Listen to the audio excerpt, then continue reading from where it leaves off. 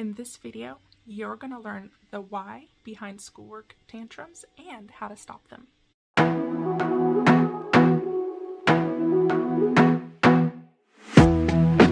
So here's what most moms do.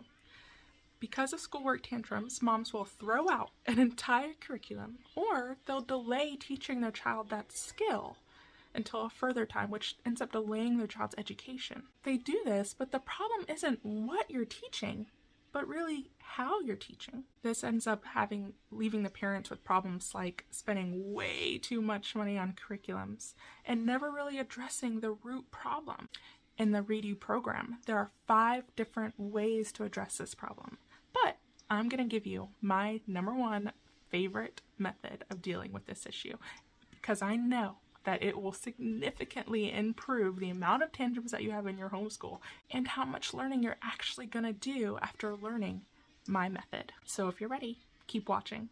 So, what is happening right now in your homeschool when your child has a tantrum? Do you get frustrated because your child is just not understanding what you're trying to teach? Do you get confused because you don't understand, why isn't my child seeing this the same way I am? Do you get angry because your child is not doing the schoolwork? I mean, just do it. Do you push your child to try harder, to try again, to, hey, let's look at it again one more time, please? Or do you end up just shutting down and just walking away because you just can't do it anymore? You can't deal. And what a lot of people do is they'll just close the book and skip the lesson or push it off for another day or another week or another month or even another year. But what actually happens when you do those things? What ends up happening is your child will then begin to associate school or that skill or topic with high stress, with frustration and crying, with fighting. The next time your child sees that lesson,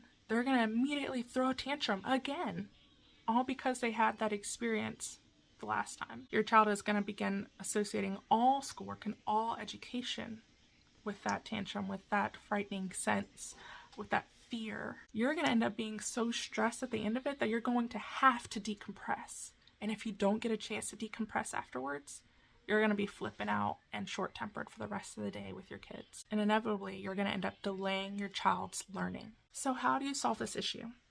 Well, like I said, there are 5 different ways that I have in the Redo program on how to solve this issue. But I'm going to give you my #1 favorite way because I know how much it'll impact your homeschool, even just knowing the one method. So the biggest thing that you can do right now is apply adaptive. And you can do this right now in your homeschool. You don't have to figure it out for a week or next week or tomorrow. No, you can apply this method right now, today, in your homeschool. When you change the method you teach a subject, you can stop a tantrum in its tracks or just prevent a tantrum from even happening in the first place. Because whatever method you're using that your child is throwing a tantrum over, you can just change it with adaptive.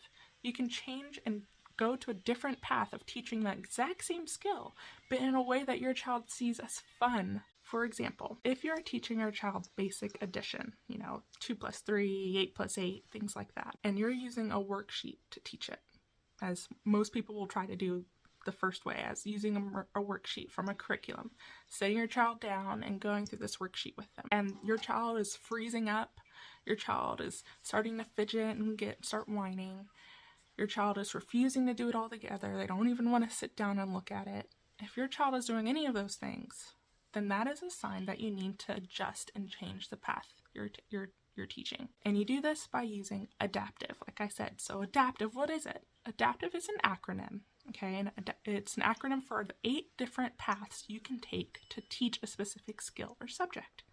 So let's go over those, starting with A. A is anecdotal, which is basically storytelling. Now you can teach addition by using books about math. You can make up your own story using addition mixed into the story. This can be a fun story that has a whole storyline using numbers, or it can be an actual book where they go through adding. Every page, 2 + 2 is 4, and they have colorful creatures and characters and designs, things like that really get kids engaged. Next is D. Remember, we're going through the acronym adaptive. D is for digital. You can use digital content. Videos on YouTube are a great resource because kids love the visuals and engaging content from that. You could also use things like on apps or on your phone that really help your kids engage with math, but in a fun way that they enjoy. Next is another A, but it's auditory. So that means you talk to them. You use sounds to help them understand. You could do this by just talking through the topic. Instead of having a book in front of you, like just say, hey, do you know how much 2 plus 2 is? And you can talk through it. Like, okay, so we have 2 plus, so 1, 2, and we add 2 more, so 3, 4. Just talking through things like that, some kids respond very well to that. They are very much auditory learners. Next is P. P stands for physical. Okay, kids love to move, so get them involved in something that uses their whole body or parts of their body. Things like hopscotch or other physical games you can add math into, okay? Or things like using your fingers and toes and body parts to count and add things together. My kids love it whenever I add my fingers to their hand to help them count, okay? They love the physical movement of their body and involving their body in the learning process. T is for team-based learning. That means you're involving someone else in the learning process. Now, this can be a sibling who you invite in to help your child learn math. So maybe a child who already knows how to do their addition. They could come in and help your child practice doing math. Or you can do like a group game together. Or you can do this whenever you're in a co-op setting. All of these things are team-based learning where your child sees another child doing it and does it just for that reason, or because that other child thinks the same way they do and can help explain things in a way that your child understands. Next is I, introspective. This is usually a lot harder for parents to get into, but it is very important. Introspective is basically when you start asking your child questions. How does doing math make you feel? What are ways you know how to add things together? What are different things you could use? You could look at a math problem they've already done and ask, do you think you did really good on this? Do you think you got the right answer? How did you get the right answer? And by asking these questions, you're not only helping your child remember and retain information of how they did that math problem, but you're also building their confidence. When they see that they did it correct and right, they're going to want to do that again. Next is V for visual. Okay, this usually involves graphics, like posters, like what I have back here. Posters are really helpful for kids, okay, using images of some sort. Those things can help your child visualize the math problem. And last is E, experiential. Okay, this is usually involving day-to-day life tasks, like going to the grocery store, adding fruits to the basket, adding up money, things like that they do through life.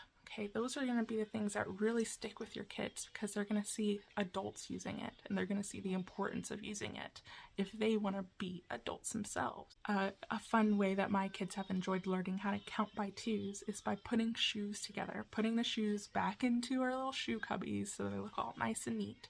First, you have to take out all the shoes.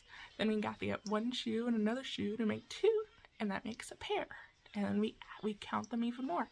We put 2 shoes on the shelves. There's 2. We put 2 more. Now there's 4. 2 more. Now there's 6.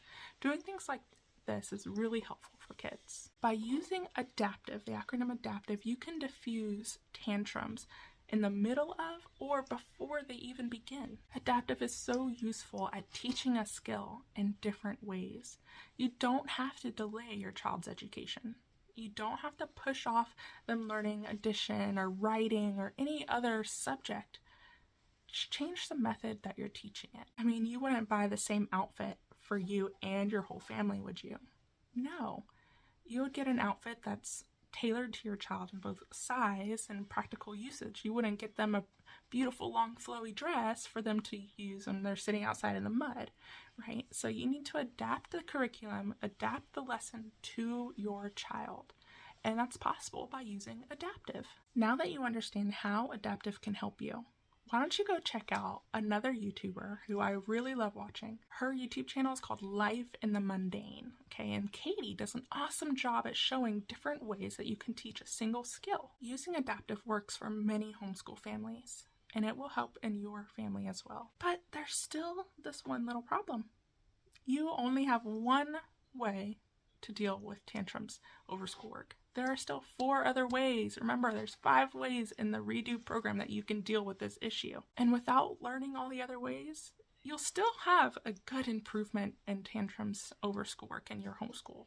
But it's not the full solution. When you only know how to do this one method, that's going to lead in your child's education plateauing. Your child's going to get bored. There's going to be a lack of challenge eventually. Not only that, but your child is going to have a hard time adapting to new challenges. Your child might develop a narrow range of interests, and they might have a hard time handling criticism or correction. On top of that, they might have an overdependence on the structure. That's why I created the redo program, so that you would have everything you need to go from an overextended and overwhelmed homeschool mom to a skilled multipath teacher, so you can raise successful, well-rounded homeschool students, no matter their differences or ages. So if you are ready to transform your homeschool and become a skilled multipath teacher, then click the link below and head to hlc.theincrediblefolks.com, and it will change your life forever. See you there.